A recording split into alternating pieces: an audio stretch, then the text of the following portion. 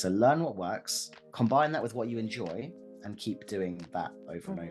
But you do you talk about what is you're passionate about. The first thing I recommend to anyone who wants to start creating a brand for themselves is find their voice. And what I mean by their voice is find something they are passionate enough about that they can share content about consistently. The first time you do something, you're going to be awful. If anyone wants to go and watch one of Maria's first videos, I bet they're not as good as the one that's going to come out today. And you could do the same with me. My first video, I used my webcam for audio. I had awful lighting, and all I did is I just said, you know what, I want to try it. I want to get it out there, because if I waited till I had the perfect conditions and the perfect setup, then I would have been wasting a lot of time or spending a lot of money. And then I could have learned that it wasn't for me and I didn't enjoy it.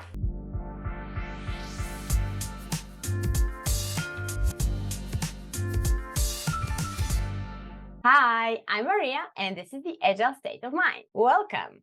And welcome to this podcast edition where I interview interesting people from the Agile world. And today I have with me a retrospective legend, Chris Stone from Virtually Agile. Hey, Chris. Hey there, Maria. How's it going? It's going good. Nice to have you here. I'm so glad we can finally meet via Zoom. It's a pleasure. Yeah. Hopefully we'll catch up in person sometime. Yeah, that would be awesome. Let's see if we, maybe we will go to some conference together, and that would be a great opportunity. Chris and I are actually meeting first time after we have known each other for quite some time via LinkedIn, right? And we share the same agile interests, hobbies, work, life, everything. And I don't know if you know Chris. I will share some links to his website and canals and channels and wherever you can find Chris. Chris is a man of various traits, I would say, and various roles and occupations.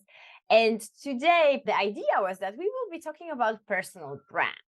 But of course, we cannot not talk about retrospectives or the famous Agile people that Chris interviewed.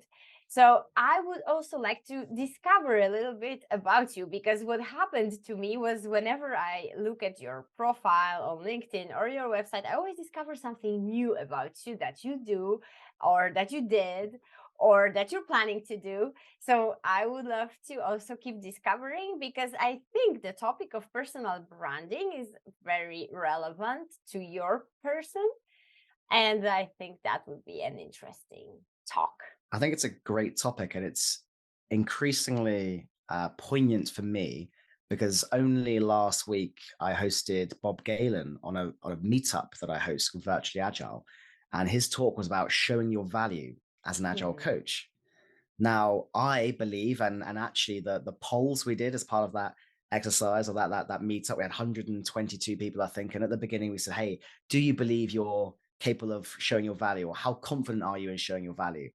And the majority of people said they weren't very confident in that, because there aren't really very many metrics out there that tell you, is this Agile coach or Scrum Master doing a great job? It's quite tough to articulate what value you bring. But it also segued nicely into the branding side of things and be able to storytell and share with others your value. So it's a powerful topic for me right now, and I'm very keen to share with others how I've gone about creating a brand for myself and who I am. Great. I'm happy you say that, and that's something that's been on your mind, because it also has been on my mind. And it's funny you say those things about metrics, because we are the first ones usually to tell the developers and the teams to measure what they do, to measure the development, to measure the effectiveness or efficiency. And then how do we measure our own progress, our own efficiency, and how we can help, right? So it's very interesting. And for me, just to add upon that, I recently was thinking a lot about, like people like to hate stuff. It's somehow trendy to hate SAFe. And I understand SAFe as in Scaled Agile Framework. And I was thinking about that, like, when I was a junior Scrum Master, let's say, I thought there are topics I should not talk about, or there are topics there are words I should not use, like waterfall or project manager. Like, you shouldn't say project manager if you're an Agile person, So there's also this part of the role, and I think also like positioning yourself. Can we be just us? And I loved because somebody commented, you do you, you know? And I Yeah. thought that's just the best advice you can give to someone who's starting and who's like Yeah. feeling like, should I stay or should I go? Should I stay or should I not?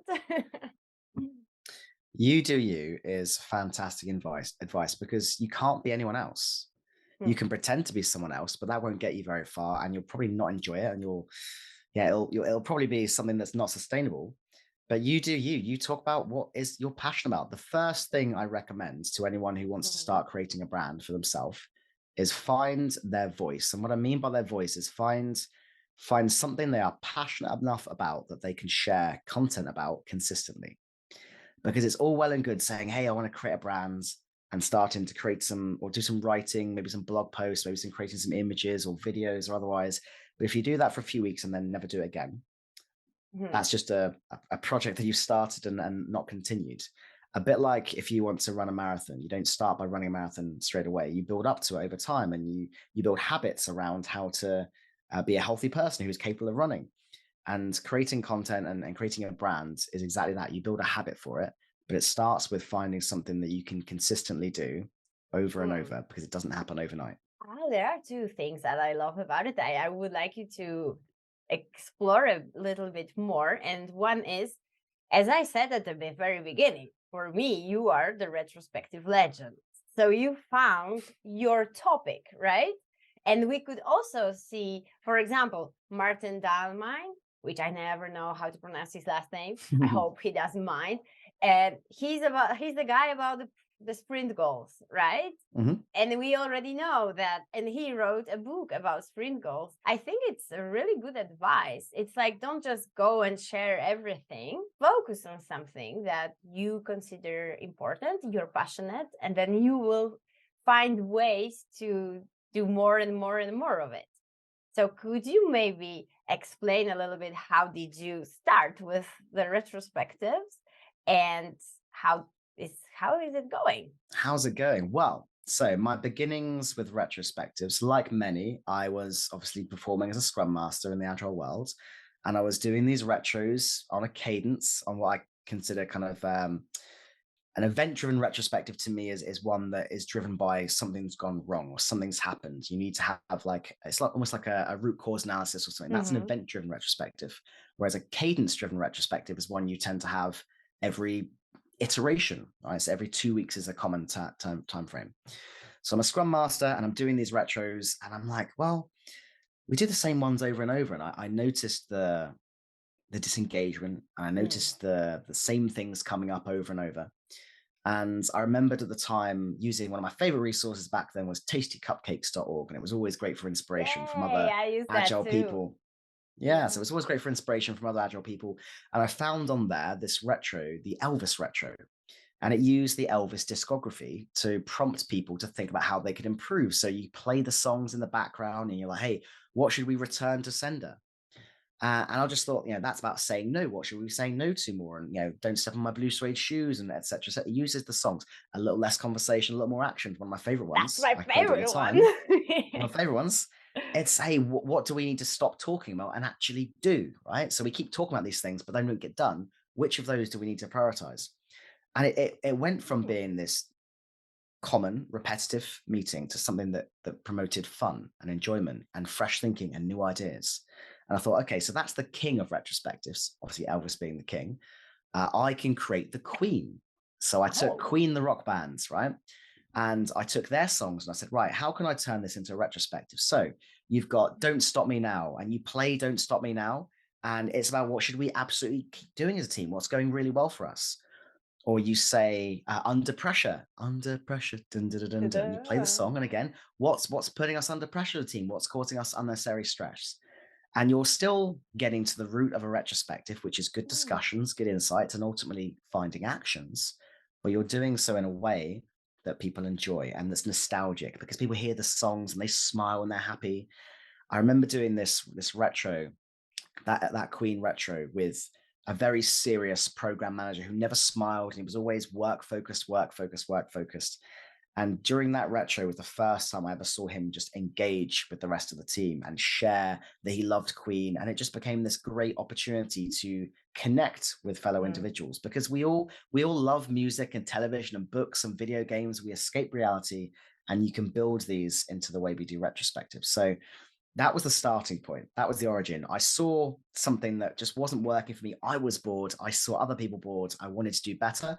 Started creating something, shared it. It went really, really successfully. I think that was one of my first big LinkedIn posts, which people resonated with very Mm. well. And then I started going, okay, well, I can do that for another thing and another thing. And then it became challenge me, give me a challenge, like pick any topic and I'll create a retro around it. And I've learned that I'm pretty good at it. And people come up to me and say, how did you even come up with that?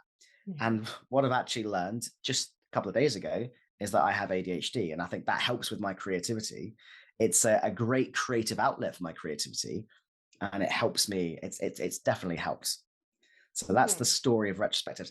As for where it is now, it's still a mainstay of what I do. I go around the world speaking about how to do great retrospectives. I'm speaking at several more events for the rest of this year, including Agile 2023 in Orlando, Agile in City, Bristol, and Bath at the end of the month.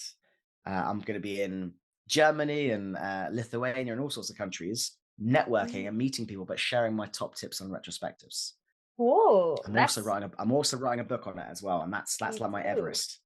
I'm That's writing a book on that awesome. too. That's Yeah. awesome because I think we have like the agile retrospectives, like one book on the retrospectives, in the whole agile world. Of course, probably in any other book you can find like chapters, but that would be a great addition.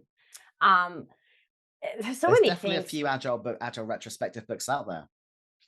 There's a Yeah. few more. There's Agile Retrospectives Okay. by Diana Larson. That's Mm-hmm. making good teams great. I've literally got it right here on my desk. Oh, Right. cool. There's Yeah. also Retrospective Anti Patterns by Ino von Corey. She's also been on my podcast. You've got there's a book by Norm Kurth which introduces the retrospective prime directive. So there are a few more out there. But I wanted to bring my own energy and creativity to how I do retrospectives and focusing on bringing fun. Okay, so talking about fun, I already think this is a great recommendation and a tip for personal brand. Like, first of all, be passionate and just start doing something that you're good at and share and share and share. And then it's easier, of course, to do a habit around it, right? Because you already have some kind of a topic. For me, for example, that I do the random, like, oh, today my team was struggling with metrics, so let's talk about metrics. And the other day my team is struggling with sprint goals, so let's so it's not so easy to create a habit around that. So I was thinking about, because I really like the fact that you add, like, you started with the songs, because songs are, everybody likes music, and especially, as you said, the story with the product manager, sometimes people that you would not expect to like suddenly engage because something resonates with them. But I also have a question that popped to my mind. I remember when I started as a Scrum Master and I was like working 2 years, and I thought you have to play games and you have to do games, because otherwise, it was like a bit of a competition with the other Scrum Master. Like, the other Scrum Master was doing so many games, so I should as well. And then I noticed that sometimes when you convert this to like a game, people start feeling like, I'm not in kindergarten anymore.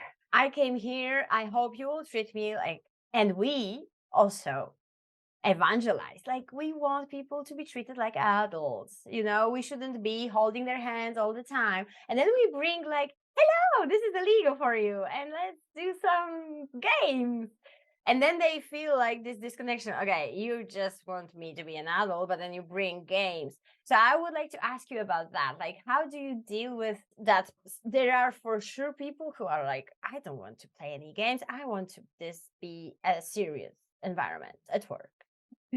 And it definitely happens. I think that the very biggest bit of advice I could give there is that you shouldn't force fun, right? So Mhm. I believe, and the way I approach every situation is that it's all an experiment. So I might propose, hey team, let's try doing it this way for a change, and let's just see what happens as a consequence. And you get to decide whether it works or not, whether it resonated with you. And in fact, what I'd rather do is say, here are some options. Which of these would you like to try? So you empower them to decide rather than forcing it upon them. Mm-hmm. But ultimately, you need to find what their tolerance is. Some people do just come to work, and that's okay, right? We need to be empathetic about that. But I think there's a little known concept that people don't speak enough about, which is definition of fun. Right? What is a team's definition of fun? What is fun to them? Because it's not a one size fits all. So fun to one team could be, yeah, let's go play some Dungeons and Dragons and think about how that can help us improve as a team. Whereas another team said, you know what, I don't care about that. And I don't want to come to your after dinner, after work bowling party. That's not fun for me. I don't want to feel shamed for not wanting to be part of that.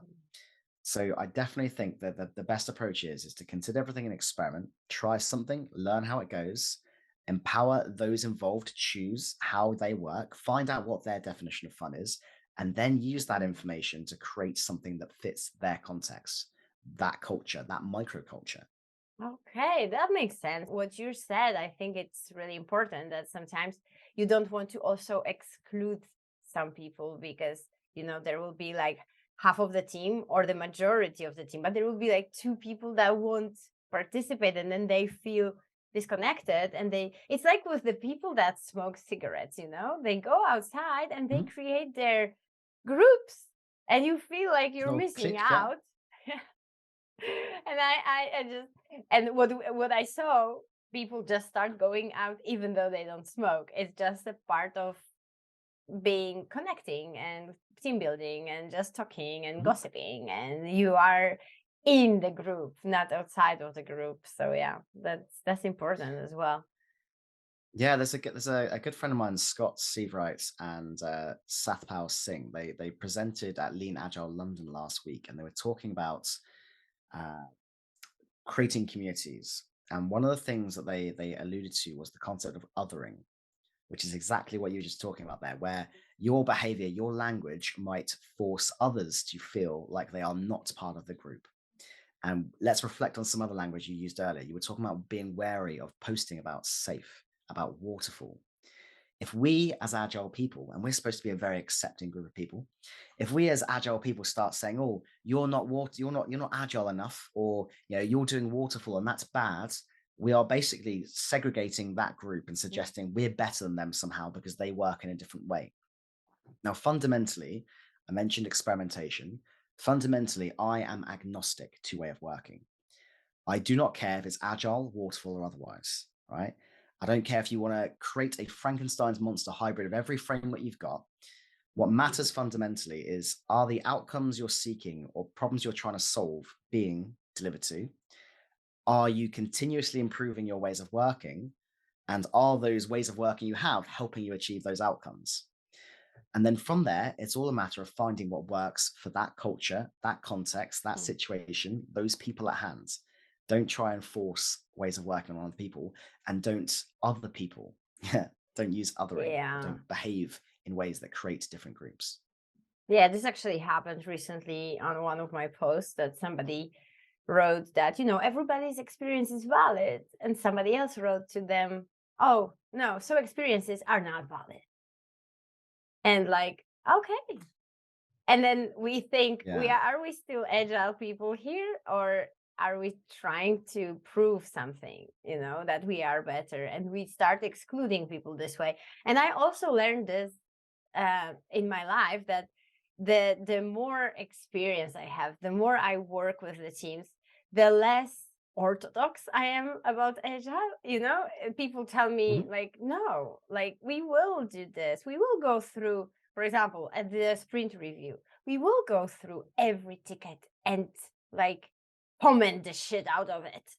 And like, well, I would rather focus on the outcomes, not on the outputs. But then I saw, and this is something that opened my eyes, that for them it was like a bit of an autopsy of the sprint, of all the stories that there were.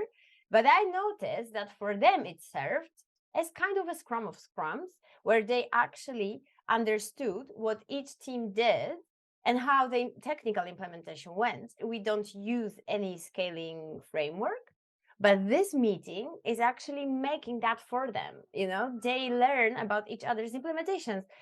And for as much as at the first sight, I was like, this is terrible. Why are we talking this to this kind of detail? Like, is somebody trying to control them, you know? And then I understand, no, it's just the way that they know about each other's implementations, problems, how they solve them, and so on.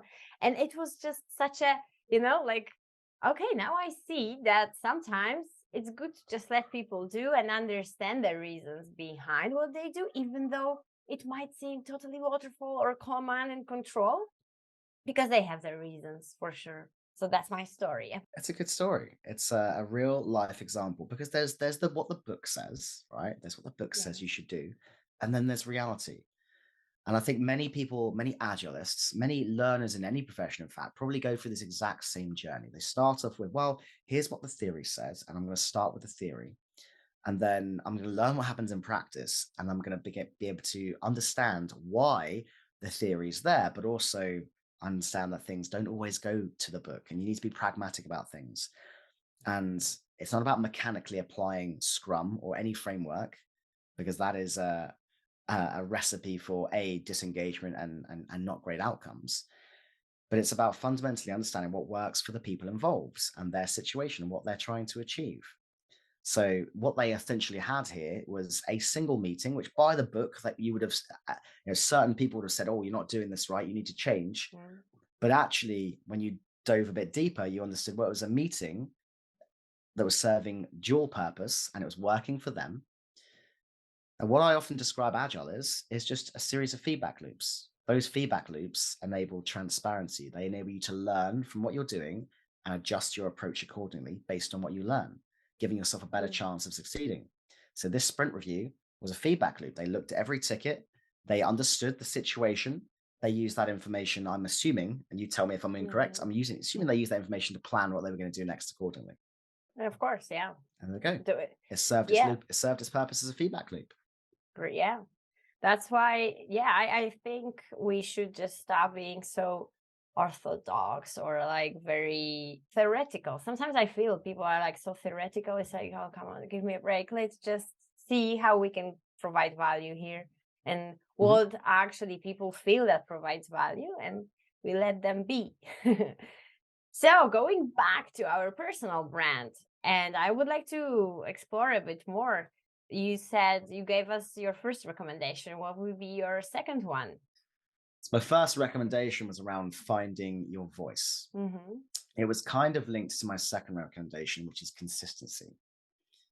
So, as I mentioned, it's all well and good trying to create some content, but if you don't do that over and over and over and build a habit for it, it probably won't happen. Obviously, it depends on your goals, how quickly you want to grow, and otherwise. But consistently putting content out there, uh, using that as a feedback loop, learning what works. So you can put put a bit of content out there, and it resonates with people, and they respond to it, and they and that results in a greater or more conversations and more likes and engagements, and more people seeing your profile. That tends to be a sign of something good. So learn what works, combine that with what you enjoy, and keep doing that over and over. Mm-hmm. Now, the third thing I'd recommend is don't be afraid to reshare something that is successful.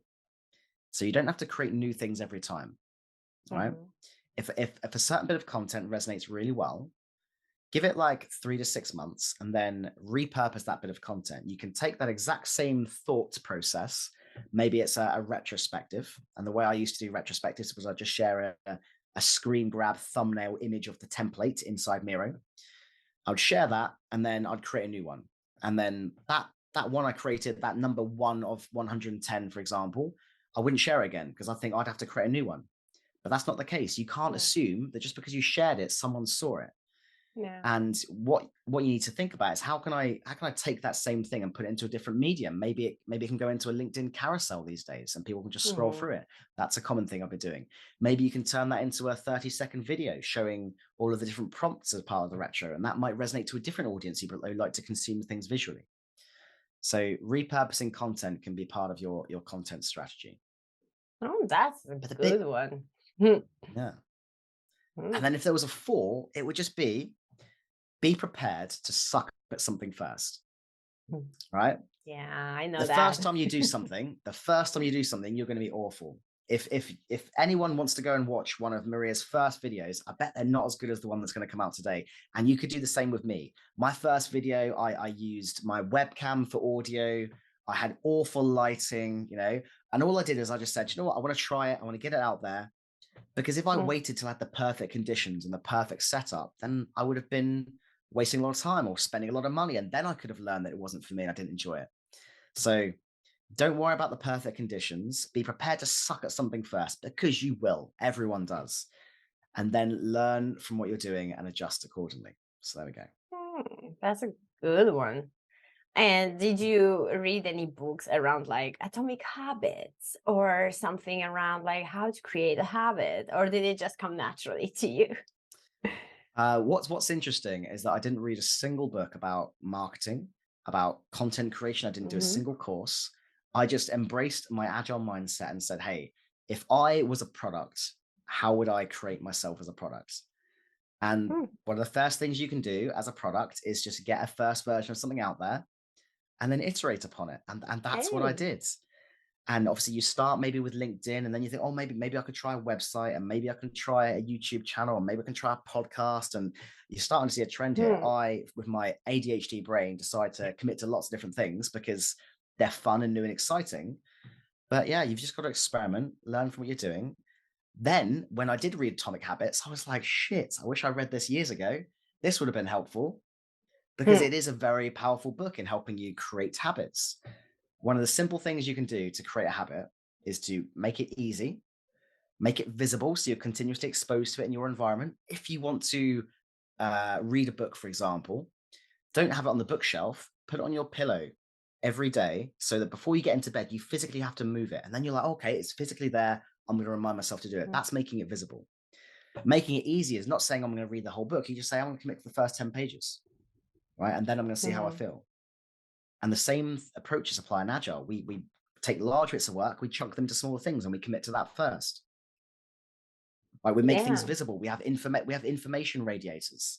Your Jira, your workflow tools, they are things that make things visible. So you have transparency. You're continuously exposed to them. You're reminded about them. Yeah, that's a good one. I also thought that's a great book to read when you want to learn a habit or unlearn and habits, because that's also the thing, right? Unlearn a bad habit.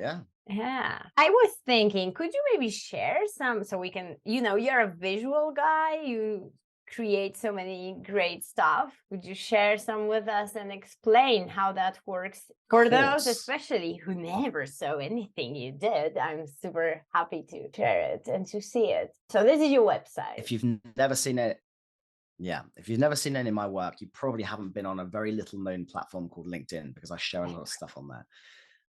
On my website, I give pretty much everything away for free. So if you want to try a new retro, you have lots of options. You just need to navigate your way to the templates section of my website, and then you can filter down by category. So Maria, give me a category. Go. What should I choose? Food. All right. Yes, please. Nicely, we will get to we'll get to the Taco Tuesday retro. Interestingly, which was a challenge from Mike Cohen when he appeared on my podcast. I watched that. I love that. And look at that. It's here. There we go. And then if you want to download it, you just press download, you put it into your own workflow tool, your own Miro, whatever whiteboard tool you're using, and off you go. So there are a lot of visual templates that get people thinking differently. The icebreaker for this Taco Tuesday retro, for example, gets the team building their perfect taco with lots of little movable objects. So you learn about what their preferences are food-wise, and you then use some of the prompts. And what I really emphasize is they are options, right? So let's say you've got a 45 minute or an hour time box. I don't expect the team to get through all of these prompts. They are options at your disposal. And I often empower the team to choose which ones fit. Okay. So you go through these options. With each option, I encourage silent divergent thinking first. So people to get their thoughts down individually on Post-it notes. That way you don't have dominant voices taking over and drowning out the quieter voices. So everyone gets their thoughts down on Post-its. Then I encourage a bit of discussion, some insights. Hey, what do we learn from this? What stands out to us? Is there anything that's unclear? Anything surprising? And then I encourage a dot vote. Which of these things do we need to address with an action? Then we create an action, and then we move on to the next prompt. So Nice. let's say an example, right? We've got a taco, and some people like hot food, some people like cold food, right? Or cooler food, shall we say, non-spicy food, right? Mm-hmm. So you could say hot sauce, right? What is the hot sauce in our team's taco? Where do we need to spice things up, right? What would motivate us? And then you could flip that. That would be one prompt. And then the flip side of that is, hey, where do we need to cool things down, right? So some people don't like spicy food. They need to add a bit of mayo or yogurt to their meal. So what would cool things down for us? What would allow us to slow down and find a sustainable pace, right? Because things are getting a bit too chaotic. So they're just prompts. They're options. Lots of templates, and I create them all the time. The latest one was Mm-hmm. based on the London subway. They're all themed around the colors. So, Mm-hmm. Halloween ones, you've got Netflix ones, you've got Rick and Morty, if that's your thing. There are some that are based not just on fun themes, but serious ones like books. So you could use the book Drive by Dan Pink and Mm-hmm. use the Mm-hmm. logic around that. So autonomy, mastery, and purpose to find out, hey, what would make us feel more autonomous as a team? What would give us more mastery as a team, etc. Or you could use the 8 lean wastes of software engineering logic from or thinking behind from Tom and Mary Poppendick. And you identify what are the top wastes for us as a team. And let's try and Mm-hmm. find some actions as to how we address those wastes. So it's not just about fun, it's about creatively identifying ways the team can improve. And then fundamentally, it's about continuous improvement. Continuous improvement is continuous, which means you don't have to wait to a retrospective for it to happen. You should be doing it as you go along. So there's a few examples Right. of some visuals. If I then went to another reason I'm quite visual, and you can probably spot this, this is my manual of me. And Mm-hmm. this is a great creation by Steve Sampson Jones. I'm a huge believer in these as a tool for letting people know who you are, what you're about, what your working preferences are. And Wow, and that's so interestingly, visual, so great. Because I'm used to these kinds of things, but written, and you are like, okay, yeah, I will read about you. But this is so visual. I love this one.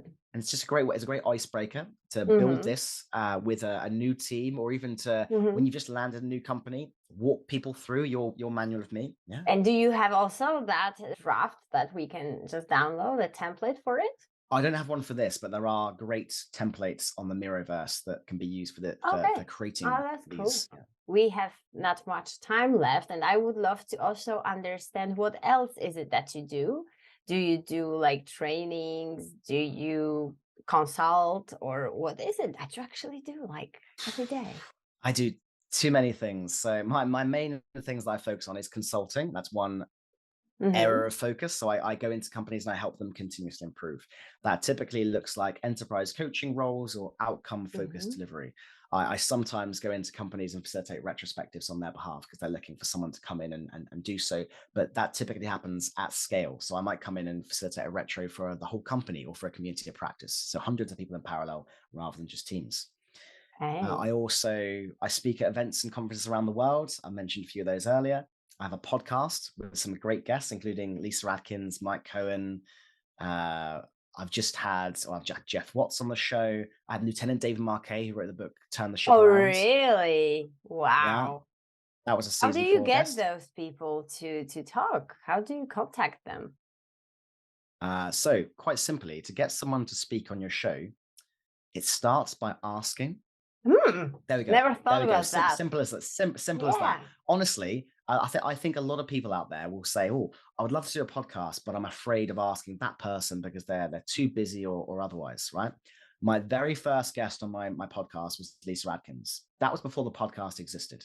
Okay. It didn't even Mm-hmm. begin as a podcast. It began as, "Hey, Lisa, I'd love to talk to you sometime about Agile. Would you like to have a chat?" And she was open to it, and she responded with it. And it took a few months because she's very busy, but it took a few Mm-hmm. months, but it happened. And then I tried Wow. Mike Cohen, and again he was open to it. So you would be surprised how open people are to appearing on podcasts, to having a conversation with you.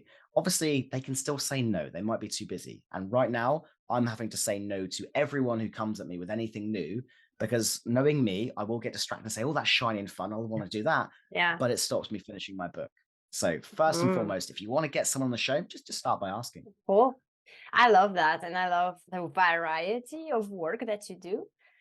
It's so great. And, the consistency, what you said, is just admirable for me, especially because I know how much work that is and how much time you have to spend to do this. Mm. The And last you one I have, did, yeah. I do deliver training as well. So I am aligned with Jeff Watts as part of the Agile Master Institute, and we deliver training over a long-term basis. So rather than just going on a 2-day course, and again, I'm not here to other the people that run 2-day Hmm. courses. That's not what I'm saying. Yeah. I personally believe that learning happens better when it's over a longer period of time. I'm sure you've been to a training before, Maria, and you've been bombarded with lots of information over 2 days, and then you're left to your Mm. own devices to go and put that into practice. And the problem is, you might have been too bombarded with information that when you put that into practice, it didn't go quite well, and then you have no one to feedback loop whether Yeah. that was right or wrong, or to adjust your approach. So I take cohorts of 12 people over a 6-month journey together, and it's all about going from a good to great Scrum mastering. Wow, that's awesome. I love that. It's like a journey, right? As opposed to this 2 days of intensive training. It's a bit like a boot camp, but in a lightweight version, right? It's a very lightweight Well, boot yeah, camp. I think a boot camp would be like you are immersed in something for a very short time period. This is probably more like a training camp where you go off to the army for a period of time, and then you are equipped with all the tools and skills you need to be able to go out and do whatever it is you're doing for the army. Great. We are with our time up. That was awesome to talk to you. I hope that will serve a lot of people to help with their personal brands. And I hope to talk to you soon. So many topics to explore. It's been a Thank pleasure. you. Thank you for having me on the show. Bye bye. Bye.